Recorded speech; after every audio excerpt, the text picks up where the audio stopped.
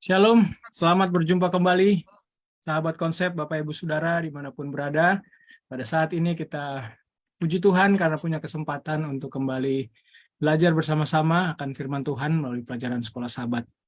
Dan malam hari ini sebelum kita akan belajar bersama, kita akan awali dengan doa. Kami mengundang Pendeta Abi Sihombing untuk pemimpin kita di dalam doa buka.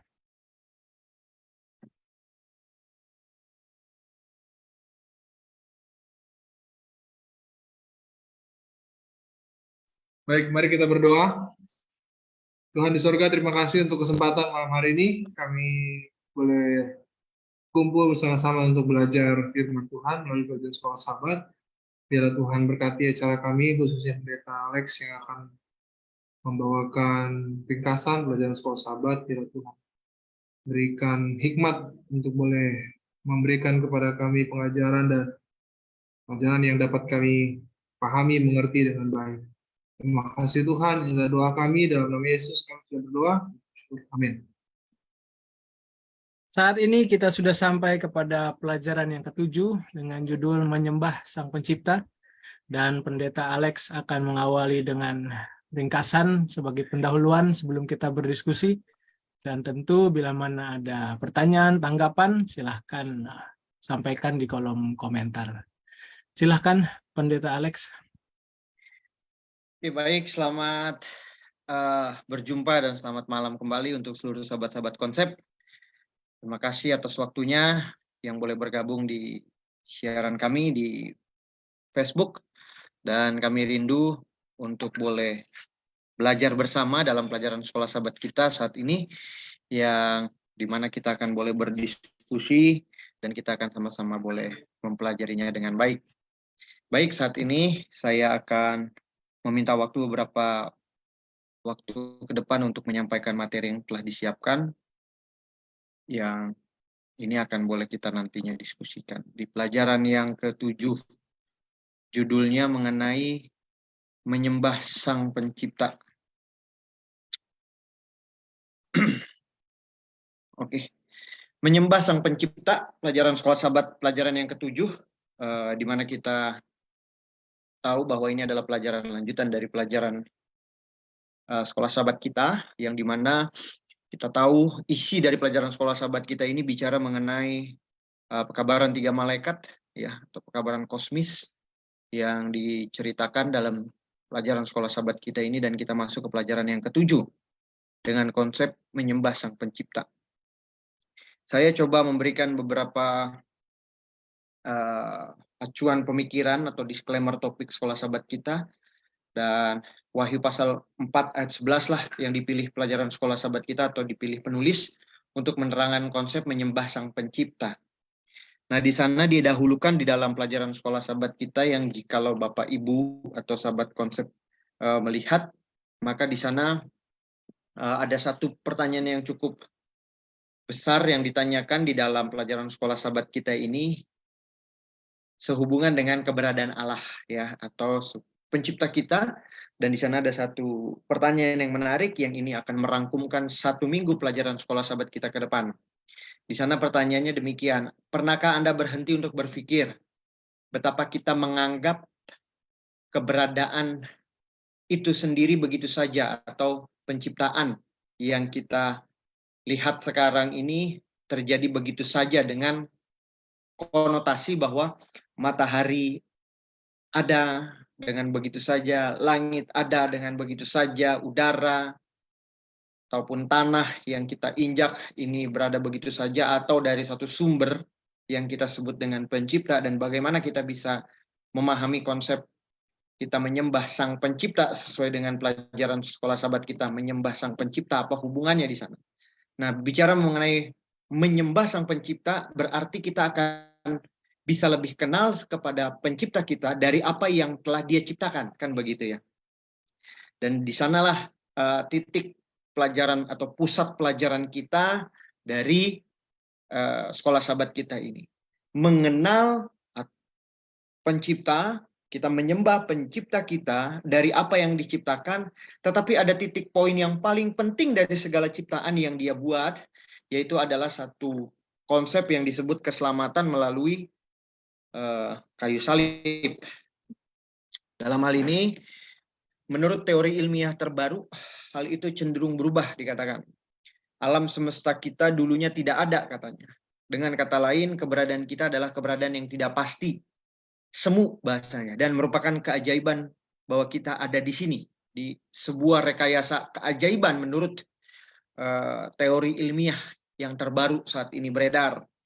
Nah, di sini pelajaran sekolah sahabat kita akan membahas tuntas mengenai hal tersebut. Dan terlepas dari segala macam mitos tentang alam semesta yang muncul dari ketiadaan sama sekali atau dari semacam persamaan matematis, alam semesta kita ada karena Tuhan, ada karena Sang Pencipta yang telah menciptakan dan segala yang cipta itu sendiri. Ya, di sini didahulukan melalui cerita Yohanes atau cerita Pulau Patmos, di mana kita tahu ending dari cerita Alkitab kita ditulis oleh Yohanes Kekasih saat dia ada di Pulau Patmos, dia harus terasingkan, dan disinilah bagaimana menyembah kepada Sang Pencipta didahulukan dari pelajaran sekolah sahabat kita dengan judul Teman dalam Kesengsaraan. Masalah utama dalam kitab Wahyu adalah bicara mengenai penyembah. Jadi dari topik yang pertama ini kita diingatkan untuk membahas buku kitab Wahyu, center poinnya adalah penyembahan. Mengapa? Satu, kita diciptakan sebagai makhluk yang menyembah. Dan yang kedua, setiap orang yang menyembah sesuatu atau seseorang itu pasti ada tujuannya. Penyembahan yang benar, menyembah kepada Sang Pencipta, memungkinkan menemukan tujuan hidup yang sebenarnya. Ini memberikan kita alasan untuk hidup. Nah, jadi segala makhluk hidup yang diciptakan itu akan pasti punya tujuannya. Dan salah satu tujuan manusia hidup adalah menyembah kepada penciptanya. Itulah poin dari pelajaran kita yang pertama. Nah, bagian A. Itu tidak hanya memberi kita sesuatu untuk rela mati, bahkan lebih penting, sesuatu untuk hidup, dan jika perlu untuk menanggung kesengsaraan. Dan memang ketika krisis terakhir muncul, kita akan lebih memahami kata-kata itu. Untuk masuk ke dalam kerajaan Allah, kita harus mengalami banyak kesengsaraan. Nah, jadi dalam konsep Yohanes menyampaikan buku kitab Wahyu Wahyu ini adalah bicara mengenai penyembahan, dan inilah titik puncak terakhir manusia punya tujuan mengapa hidup. Karena dia mau ada di satu titik yang di mana dia akan hidup secara kekal. Nah, menyembah Sang Pencipta dikatakan. Ada seruan terakhir Wahyu berakar pada buku yang pertama kitab suci, yaitu Kejadian. Kita tidak akan pernah sepenuhnya memahami isu-isu dalam pertempuran kosmis. Jadi tidak semua hal yang terjadi di alam semesta kita dengan pencipta kita dan ciptanya, kita tidak bisa sempurna atau sepenuhnya memahami itu semua. Nah, hal ini menyampaikan atas penyembahan kita yang perlu kita benahi kepada Sang Pencipta kita. Sebagai contoh nanti kita boleh lihat. Bagian A, pada mulanya Allah menciptakan. Dalam bagian ini ada kata bara. Sebuah kata kerja yang digunakan hanya dan secara eksklusif dengan Tuhan sendiri sebagai subjek. Ya, jadi dalam buku Kejadian, Tuhan menyampaikan konsep dari mulanya Allah menciptakan langit dan bumi.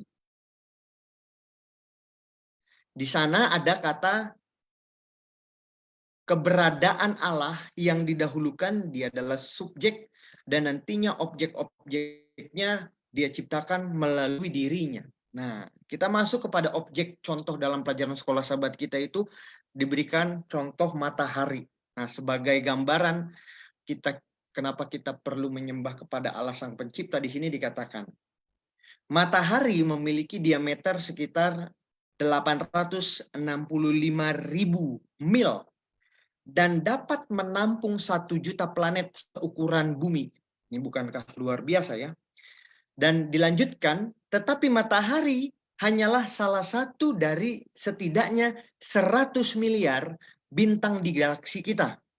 Berarti ada yang lebih banyak lagi, ada yang lebih besar lagi di kalangan di Bima Sakti kita. Nah, 1 bintang yang disebut bintang pistol mengeluarkan sebanyak 10 juta kali kekuatan yang dihasilkan oleh matahari kita. Berarti ada lagi yang lebih besar dari matahari. Nah, 1 juta bintang ukuran matahari kita dapat dengan mudah masuk ke dalam lingkup bintang pistol itu. Nah, bagaimana kita bahkan memulai membungkus pikiran kita di sekitar penciptaan kita. Makanya tadi di dalam konsep awal, kita tidak bisa sepenuhnya memahami isu-isu tentang hal yang terjadi. Yang penting di sini adalah kita punya pencipta dan kita menyembah kepada pencipta kita. Next, kita boleh lihat.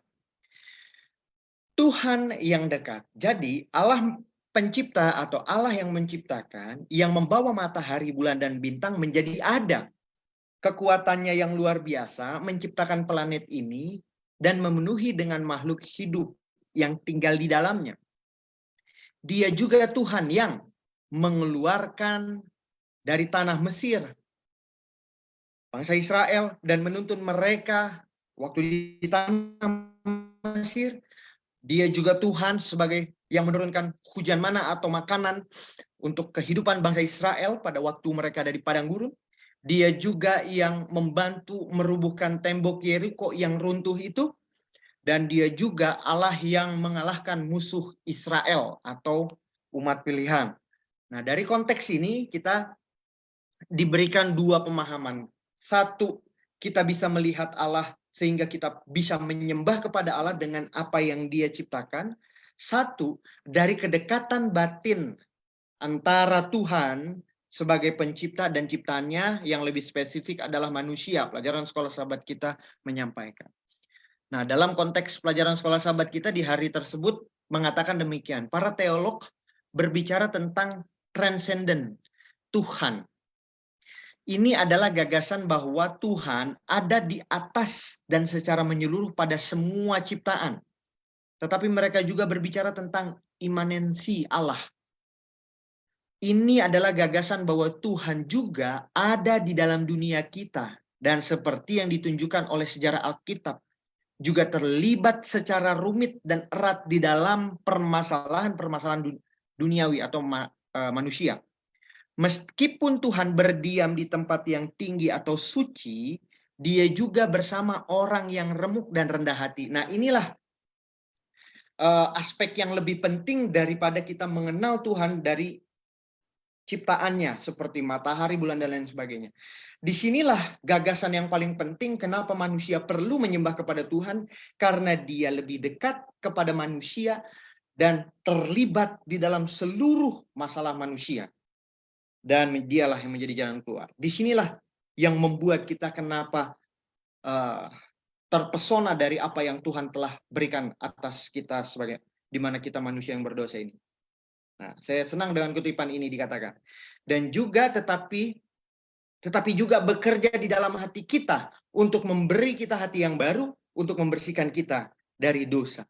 Rupanya manusia tidak seperti benda mati ataupun seperti makhluk hidup yang tidak mempunyai pikiran yang jernih, sehingga ketika dia diciptakan dia ikut saja apa yang terjadi. Disinilah letak keberadaan Tuhan yang dekat itu manusia bisa rasakan, dia bisa melihat, dia bisa merespon kasihnya Tuhan dan manusia bisa melakukan hal itu. Dan bahkan dia masuk lebih dalam kepada hati kita masing-masing, bahkan mengubah kita dari yang berdosa sampai yang tidak berdosa.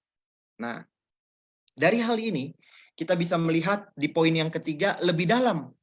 Dia memberikan satu konsep supaya kita benar-benar paham kenapa kita menyembah Dia. Tadi di bagian pertama kita lihat dari apa tadi?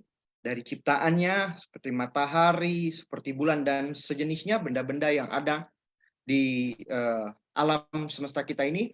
Yang kedua adalah dari konsep Allah dekat dengan kita dan Dia terjun di dalam permasalahan-permasalahan kita. Dan yang ketiga, Allah ini menjadi atau pencipta kita menjadi satu oknum yang terlibat di dalam konsep keselamatan kita melalui konsep Injil, penghakiman, dan penciptaan. Dan ini tidak bisa dilepaskan satu persatu. Mereka berdiri bersama.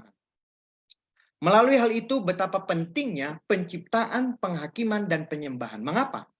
Karena yang membuat lebih buruk adalah bahwa teori evolusi mengolok-olok gagasan kematian Yesus di kayu salib. Mengapa? Paulus secara tak terpisahkan menghubungkan pengenalan dosa oleh Adam dengan kematian Yesus. Jadi, ada hubungannya langsung antara Adam dan Yesus. Di tengah serangan pemikiran evolusioner, Tuhan telah membangkitkan sebuah gereja, suatu umat yang namanya sendiri merupakan saksi menentang gagasan evolusi, suatu umat yang akan mewartakan kebenaran dasar Allah sebagai pencipta dan penebus kita. Nah, ini penting. Oleh karena itu, sejak awal teori evolusi menghancurkan fondasi salib yang alkitabiah. Sebaliknya, Gereja Masehi Advent Hari ke-7 dengan memanggil dunia untuk menyembah Sang Pencipta berdiri sebagai saksi hidup melawan kesalahan ini atau teori evolusi ini. Melihat konsep pelajaran sekolah sahabat kita ini, kita akan belajar bagaimana pentingnya Allah menciptakan, Allah terlibat di dalam konsep keselamatan karena dosa, dan Allah jugalah yang membuat manusia itu bisa kembali hidup kekal walaupun sudah jatuh di dalam dosa. Dan ini melalui penciptaan atau Yesus di kayu salib. Betapapun kita bisa dan mengagumi serta menyembah Tuhan sebagai pencipta, ada yang lebih penting dari itu. Pekabaran malaikat pertama berbicara mengenai penyembahan, sehingga mengapa penting menyembah kepada Sang Pencipta dikaitkan dengan buku Wahyu ataupun pekabaran malaikat pertama. Yang kedua, pencipta kita adalah oknum yang tersalib. Itu membuat atau menginspirasikan kita yang hidup supaya kembali benar-benar menyembah Tuhan kita. Dan kita tidak ragu akan hal itu. Dan yang ketiga, pengharapan hidup kekal diperoleh dari kayu salib sehingga kita bisa dengan bebas menikmati berkat kasih karunia Tuhan itu. Dan kita boleh mempunyai harapan untuk hidup di kemudian hari. Sungguh kata pelajaran sekolah sahabat kita, suatu tontonan yang luar biasa bagi mereka yang mengenal Yesus sebelum dia datang ke bumi sebagai manusia. Tidak heran makhluk sorgawi juga menyembah dia. Adapun kita ditebus oleh darahnya. Apalagi yang bisa kita lakukan selain menyembah pencipta dan penebus kita. Disinilah poin pentingnya pelajaran sekolah sahabat kita yang kita boleh dapati. Jadi dengan kata lain, saya boleh menyimpulkan atau membuat konklusi.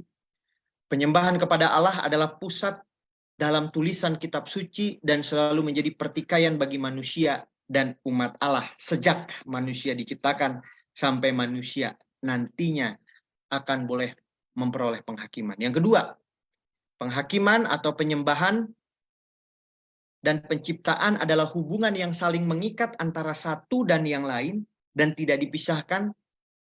Konsep yang tidak bisa dipisahkan dari konsep yang luar biasa ini. Penghakiman, penyembahan, dan penciptaan. Atau penciptaan, penyembahan, dan penghakiman. Karena penghakiman pun pada akhirnya berbicara mengenai kepada siapa engkau menyembah. Penyembahan membahas aspek paling mendasar dari keberadaan manusia. Karena itu berkaitan dengan apa yang harus dilakukan manusia sebagai makhluk hidup ketika dia dihadapkan oleh kehadiran Sang Pencipta. Mungkin itu yang saya bisa sampaikan. Jika ada pertanyaan, kami persilakan. Tuhan berkati. Amin. Puji Tuhan. Saya pikir ringkasan yang begitu baik yang boleh kita nikmati dari pelajaran sekolah sahabat kita sepanjang minggu ini. Seperti biasa ada beberapa pertanyaan yang mudah-mudahan bisa memperkaya diskusi kita melalui jawaban-jawaban yang diberikan. Pertanyaan pertama,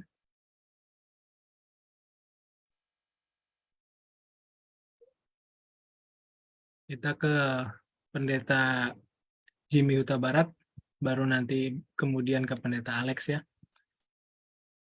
Pertanyaan yang pertama, penyembahan yang bagaimana yang sedang ditekankan pada pelajaran sekolah Sabat sepekan ini? Ya, silahkan Pak Pendeta. Baik, terima kasih. Pertanyaannya, penyembahan seperti apa ya yang menjadi fokus kita pada pelajaran ini? Tentu penyembahan yaitu adalah satu hal yang harus dilakukan oleh manusia ya. Di dunia ini manusia harus ada yang disembah. Ya. Tidak boleh manusia itu berdiri sendiri tanpa ada melakukan suatu penyembahan kepada Tuhannya. Itulah sebabnya banyak agama ya, ada sembahan masing-masing ya, ada sesembahan mereka masing-masing. Nah, dalam pelajaran kita ini yang disembah itu ya harus adalah pencipta itu sendiri ya. Tidak boleh manusia sebagai ciptaan itu menyembah yang bukan pencipta. Ya. Nah, ini adalah satu hal yang perlu ditekankan dalam pelajaran kita. Kenapa? Karena dalam Wahyu pasal 14 itu, sesuai dengan apa yang sudah disampaikan tadi oleh pemateri, menyatakan bahwa sembahlah akan Tuhan ya yang menjadikan langit dan bumi. Permulaan Alkitab di dalam Kejadian pasal 1 adalah tentang Tuhan Allah pencipta ya. Pada mulanya Allah menciptakan. Jadi yang ditekankan di sini adalah menyembah Tuhan Allah itu yang sudah menjadikan langit dan bumi pada permulaan dunia ya. Jadi inilah hal yang harus menjadi fokus kita dalam pelajaran ini tentang siapa yang harus kita sembah ya. Oleh karena banyak orang yang menyembah bukan kepada penyembahan yang tepat, tetapi kepada hal-hal justru yang tidak seharusnya dilakukan penyembahan kepadanya. Ya, jadi marilah kita sebagai para pelajar Alkitab juga yang menyaksikan tayangan ini, mau itu Facebook ataupun nanti YouTube, ya lebih memahami bahwa kita harus kembali kepada seruan Tuhan untuk menyembah Allah itu. Ya, untuk menyembah pencipta itu. Oleh karena dialah satu-satunya sosok Tuhan yang patut untuk disembah oleh manusia, tidak ada yang lain ya. Teori-teori evolusi yang memberikan satu pemahaman bahwa tidak ada pencipta itu adalah satu hal yang tidak bisa dibuktikan. Ya. Bisa saja mereka membuat satu teori tapi tidak memiliki dasar yang kuat. Maka dengan demikian, kembalilah kepada Alkitab sebagai buku penuntun di dalam kehidupan umat manusia, sehingga manusia itu bisa kembali kepada pencipta itu di dalam penyembahan yang dilakukan. Terima kasih, itu yang bisa saya sampaikan. Terima kasih Pendeta Jimmy.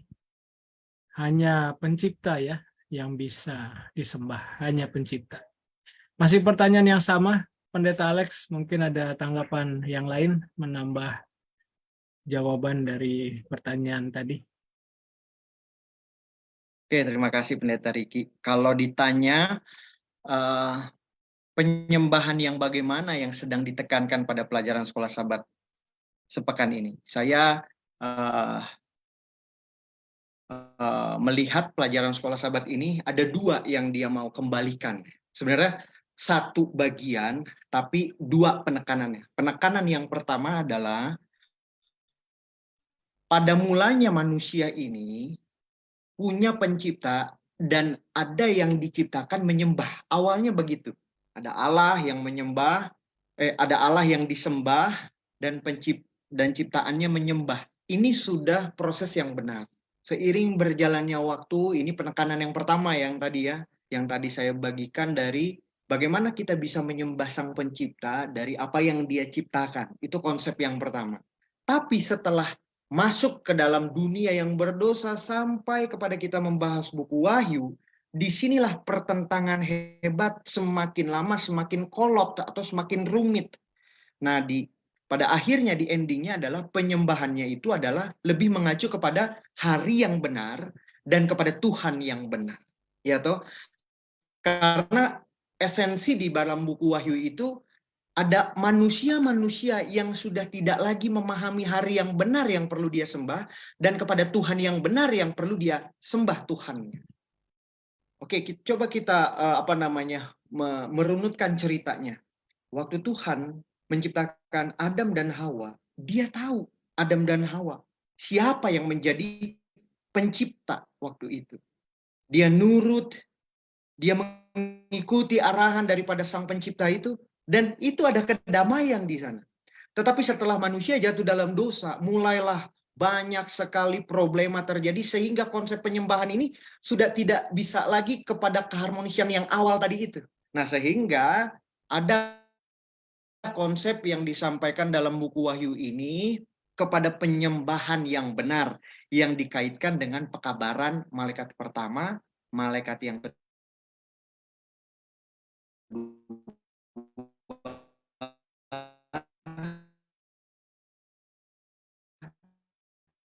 dan malaikat yang ketiga. Mengapa? Karena di sana malaikat yang dua konsep yang bisa saya sampaikan dari pertanyaan. Terima kasih.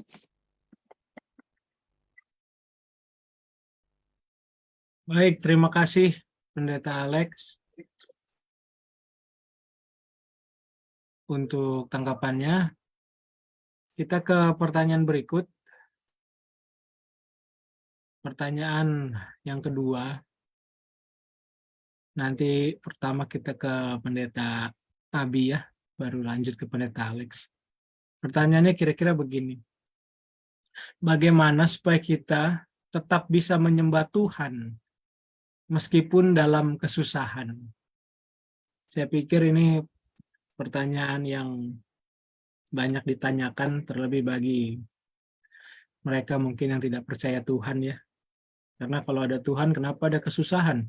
Lalu kalau kita lagi susah, sekarang pertanyaan buat kita ya, bagaimana supaya kita bisa tetap menyembah Tuhan, padahal kan keadaannya tidak menyenangkan gitu ya. Silahkan Pak Pendeta. Baik, terima kasih Pendeta Ricky.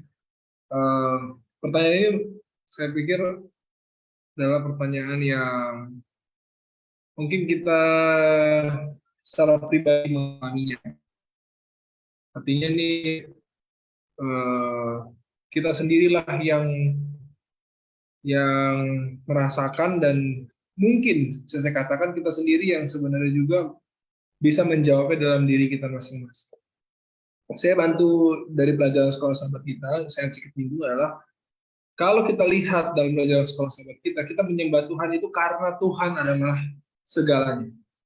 Dia pencipta kita, Dia yang menjadikan kita, bukan hanya kita, tapi yang menjadikan segalanya.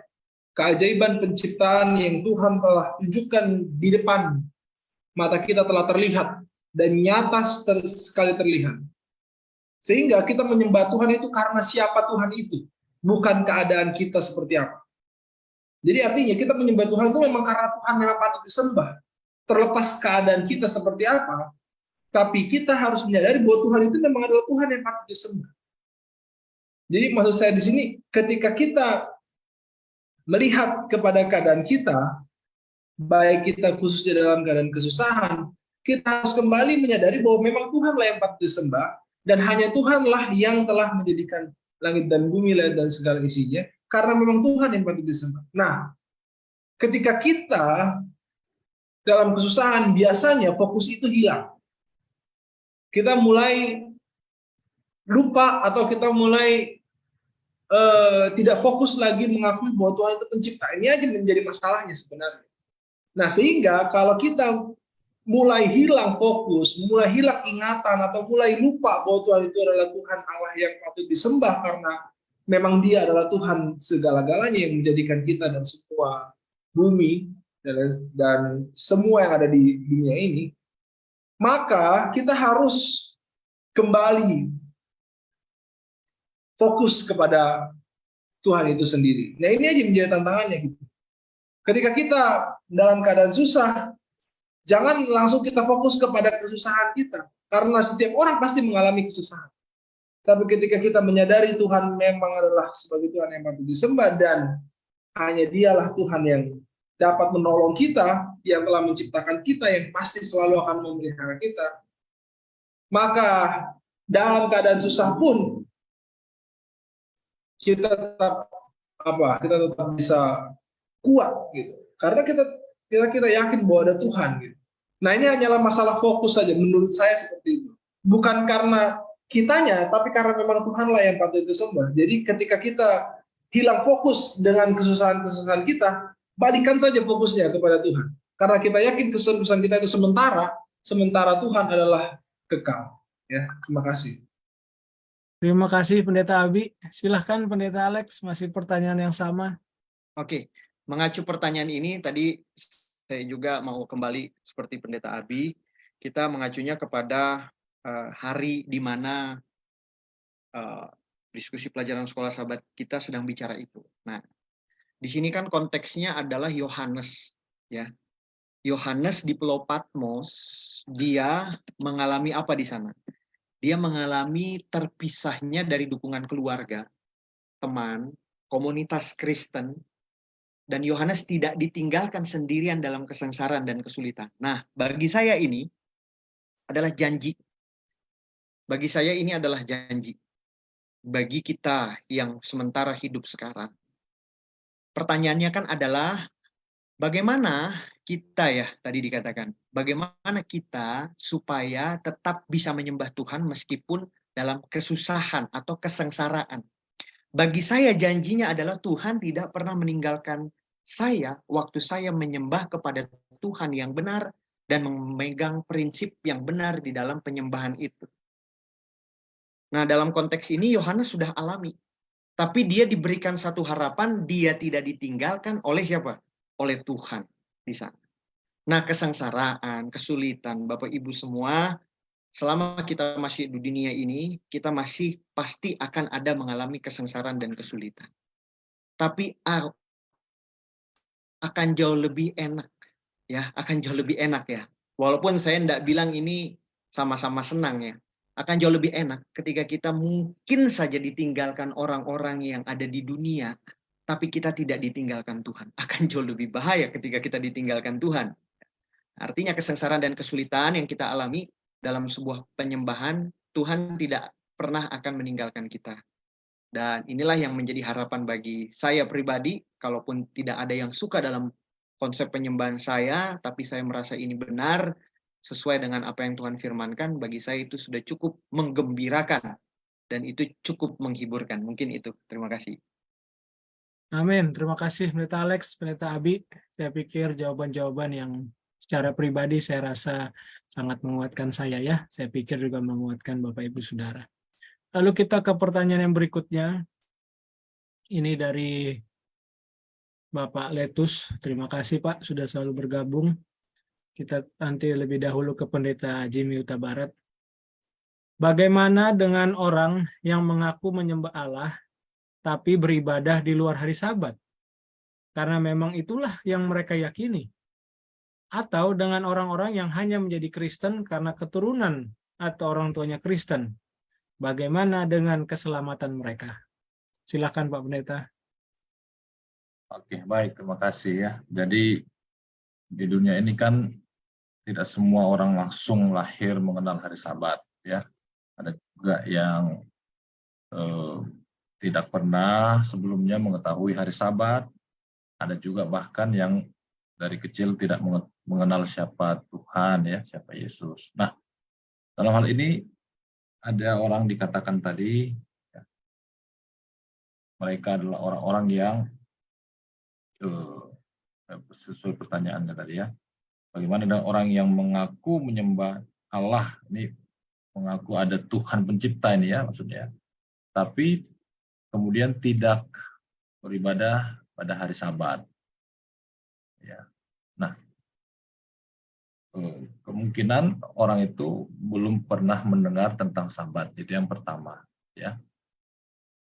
Kenapa? Karena memang dilahirkan dari keluarga yang memang tidak di dalam hari Sabat atau tidak pernah belajar di dalam pelajaran di tempat mereka beribadah. Ya. Lalu yang kedua, bisa saja orang itu sudah belajar tentang Sabat, tetapi tidak kemudian mengikutinya. Ya. Nah, kalau orang yang belum pernah mengetahui sebelumnya, tentu mereka tidak akan dipersalahkan, ya, karena sebagai orang yang sudah mengetahui, contohnya kita yang sudah ikut di dalam kebenaran di dalam hari Sabat, maka kita memiliki satu tugas untuk menyampaikan sesuai dengan pelajaran kita ini, ya, mengembalikan kepada manusia tentang satu kebenaran-kebenaran tentang pencipta, hari dalam beribadah. Ya. Tetapi kalau mereka belum mengetahui, maka orang itu sudah bagus menyembah akan Tuhan pencipta. Hanya memang butuh waktu lagi, mungkin suatu saat dia akan dipertemukan oleh Tuhan dengan orang-orang yang bisa mengajarkan tentang Sabat. Tetapi yang kedua adalah kalau memang orang itu sengaja untuk tidak mengikuti, nah ini kan jadinya menjadi satu hal yang tidak baik, ya. Dalam Alkitab dikatakan di sana dalam Roma 14 ayat 23, ya. Segala sesuatu yang tidak berdasarkan iman adalah dosa. Jadi dia sudah tahu tetapi dia tidak lakukan, jadi berdosa, ya. Keselamatan mereka ada di tangan Tuhan lah jadinya. Bagaimana dengan keselamatan mereka? Dikatakan tadi dalam pelajarannya, ya kita nggak tahu bagaimana keselamatan mereka. Hanya yang paling jelas adalah setiap orang yang sudah mengikut kebenaran, menyembah Allah yang benar, ya, beribadah pada hari Sabat, mereka sudah melakukan setidaknya apa yang Tuhan sudah firmankan, ya, tentang keselamatan, kan itu hanya Tuhan yang tahu. Karena memang itulah yang mereka yakini, dikatakan tadi, ya, atau dengan orang yang hanya mereka menjadi Kristen karena keturunan. Nah, itulah sebabnya kita itu jangan sampai menjadi orang-orang yang mengikuti agama keturunan.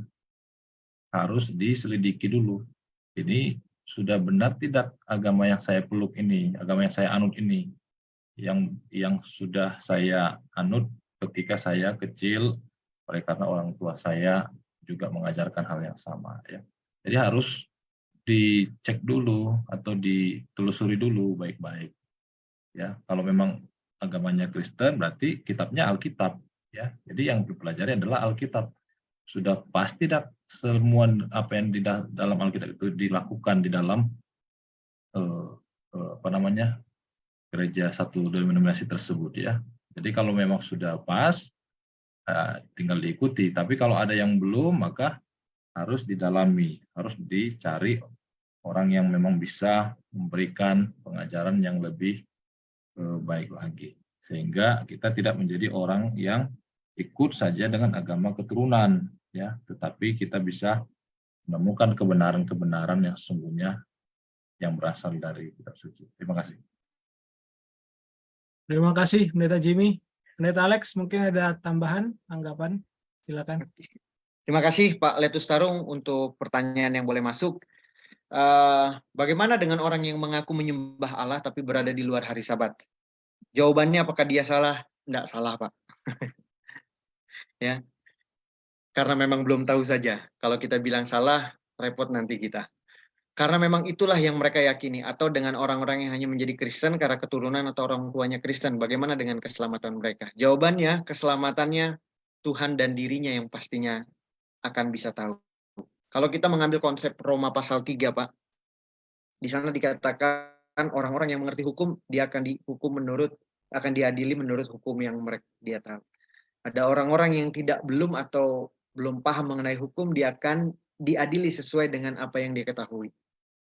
Nah, disclaimer dari hal itu, apakah semakin banyak tahu, justru semakin bahaya pendeta. Itu pun tidak dibenarkan, ya.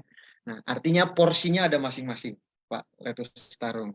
Dalam konsep pelajaran sekolah sahabat kita ini, di sini hanya mau menekankan kepada kita bahwa kita perlu menyembah kepada apa yang benar. Nah, sekiranya ada orang yang kita ketahui seperti itu, nah makanya tugas kita untuk menyampaikan. Di sini titik poinnya. Tapi untuk menyentuh keselamatan, dia tetap akan diadili sesuai dengan apa yang dia ketahui. Karena Tuhan tidak akan pernah mengadili dari apa yang tidak diketahui manusia itu sendiri. Karena dalam buku Perjanjian Lama pun mengatakan bahwa Tuhan akan Tuhan akan menghukum umatnya, tapi dia akan mengamarkan terlebih dahulu kepada umat itu sendiri. Dalam konteks ini, ketika Pak Letus Tarung bertanya bagaimana dengan orang yang mengaku menyembah Allah tapi beribadah di luar hari Sabat, kita perlu dengan kesabaran. Kalau kita tahu orang itu, kita sampaikan. Kalau dia menolak, disinilah jadi masalah, ya. Artinya dia menolak kebenaran, ya. Disinilah jadi masalah. Dan kita punya tugas untuk menyampaikan di sana. Tapi untuk berhubungan sampai keselamatan, Tuhan akan amat sangat adil mengadili setiap umat manusia. Mungkin itu, Pendeta Riki. Amin, terima kasih Pendeta Alex, Pendeta Jimmy. Mungkin ini menambahkan yang Pendeta Alex sampaikan tadi tentang bangsa-bangsa yang tidak memiliki hukum Taurat. Ada di Roma pasal 2 ya, Roma pasal 2 mulai ayat 12 sampai 16. Roma 2 ayat 12 sampai 16. Baik, sekarang kita ke pertanyaan yang terakhir. Kelihatannya ini kita ke Pendeta Edwin Pasaribu terlebih dahulu, baru nanti ke Pendeta Alex. Pertanyaannya begini, Pendeta. Selain karena ia adalah Sang Pencipta, kira-kira apakah keuntungan yang didapatkan bagi kita sebagai ciptaan menyembah Sang Pencipta? Jadi kita tahu kita menyembah alasan utama karena dia pencipta. Tapi kira-kira apakah ada keuntungan lain yang kita sebagai ciptaan dapatkan ketika kita menyembah Sang Pencipta itu selain karena ia pencipta, ya? Silahkan Pak Pendeta. Oke, baik, terima kasih. Selamat malam bagi kita semua. Terima kasih atas pertanyaannya. Kita harus menyembah kepada Tuhan karena Dia adalah pencipta kita dan juga penyelamat kita.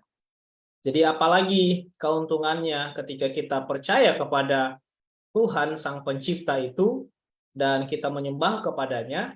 Kita buka Roma 8 ayat 31. Roma 8 ayat 31 katakan, sebab itu apakah yang akan kita katakan tentang semuanya ini? Jika Allah di pihak kita, siapakah yang akan melawan kita? Artinya, kalau kita sudah berada bersama-sama dengan Tuhan, percaya kepada Tuhan, banyak berkat yang akan kita dapatkan. Banyak keuntungan-keuntungan yang kita dapatkan. Ada kedamaian yang kita rasakan, ada sukacita yang kita rasakan, sekalipun tadi di tengah-tengah mungkin masalah yang kita hadapi, tetapi ketika Tuhan bersama dengan kita, kita akan mampu menghadapinya. Banyak berkat yang akan kita dapatkan. Banyak keuntungan-keuntungan yang kita dapatkan. Jadi, tetaplah kita setia kepada Tuhan, dan tetaplah kita belajar firman Tuhan, agar firman itu yang menuntun kita kepada kebahagiaan yang sejati dan juga sukacita yang sejati bersama dengan Tuhan. Terima kasih. Amin. Terima kasih banyak Pendeta Edwin. Saat ini kita ke Pendeta Alex sekaligus menanggapi pertanyaan yang sama dan juga closing statement. Silahkan Pak Pendeta. Baik, terima kasih Pendeta Riki. Bicara mengenai kata menguntungkan, ya, apa manfaat yang lain ketika kita menyembah Tuhan? Ya, kita tahu Dia adalah Sang Pencipta, tapi keuntungan apa yang kita bisa dapatkan dari kita menyembah kepada Tuhan? Esensi kata menguntungkan dalam konsep penyembahan, saya pikir jauh lebih tinggi dari kata menguntungkan pun. Itu adalah bicara mengenai hidup dan mati kita masalahnya. Ini lebih dari kata untung masalahnya. Kalau untung itu kan hanya terbatasi dengan kepuasan-kepuasan, ya, manusia yang bisa rasakan gitu maksudnya. Tapi kalau sorga ini kan sesuatu yang manusia belum pernah rasakan, belum pernah miliki, tapi kita akan ada sampai di titik kita diselamatkan. Ini antara hidup dan mati. Kekalnya hidup kita ini bergantung dari kita menyembah kepada Tuhan yang benar dan di hari yang benar. Jadi esensinya adalah lebih besar dari kata menguntungkan, begitu ya. Nah, sudah barang tentu janji-janji yang Tuhan berikan ya, dari menyembah kepada Tuhan yang benar, menurut kepada Tuhan, dan juga mengikuti perintah-perintahnya, maka ada banyak janji-janji yang kita bisa klaim ya, yang kita bisa dapati dari Tuhan di sana ya. Bagaimana Tuhan memberikan berkat-Nya kepada bangsa Israel, berkat yang sama juga menjadi bagian kita, Bapak Ibu semua. Di mana Tuhan memberikan kesejahteraan hidup secukupnya, ya, secukupnya, cukup beli ini, cukup beli itu, cukup mempunyai ini, cukup punya itu. Saya pikir tidak bisa kita batasi kasih karunia pemberian Tuhan, dan kata menguntungkan pun tidak bisa menjelaskan berkat Tuhan, ya. Karena keuntungan yang manusia pandang ini kan pasti beda-beda ya. Bagi saya keuntungan dapat duit 100 juta saya sudah untung banget, tapi menurut Pendeta Edwin mungkin belum, karena batasan keuntungan dia 100 M, contohnya kan gitu. Jadi kita tidak bisa batasi ungkapan rasa keuntungan itu. Tapi ungkapan yang jauh lebih besar dari hal itu adalah kasih karunia Tuhan yang menyelamatkan kita, dan kita hidup untuk sampai ke sana tujuan hidup kita itu ya. Kita telah dimurnikan. Nah, mungkin itu jawaban dari pertanyaan itu, dan closing statement yang saya bisa sampaikan, saya punya 3 poin penting yang saya selalu ulangi dalam diskusi saya.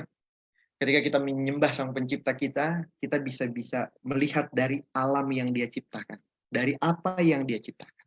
Yang kedua, dari kedekatan Tuhan dengan umatnya.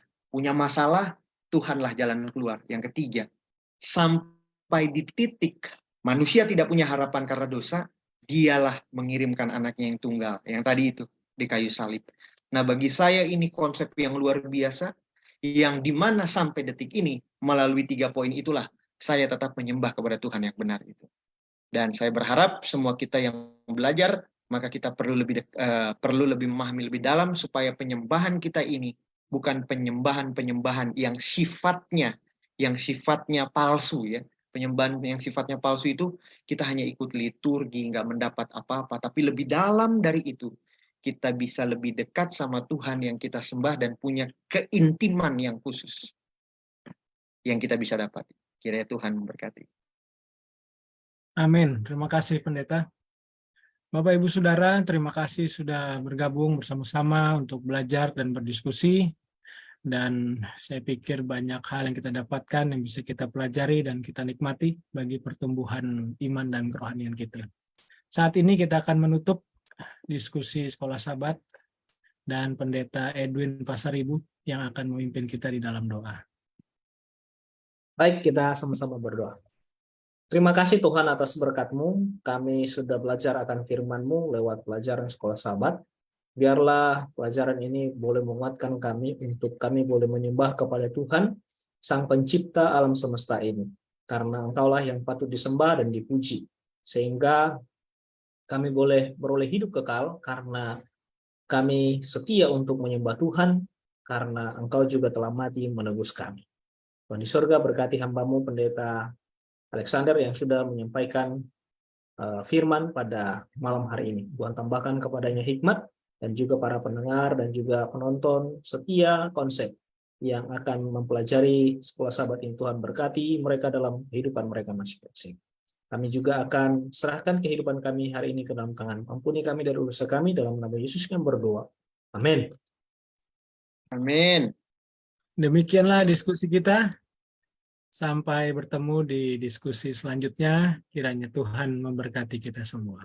Amin.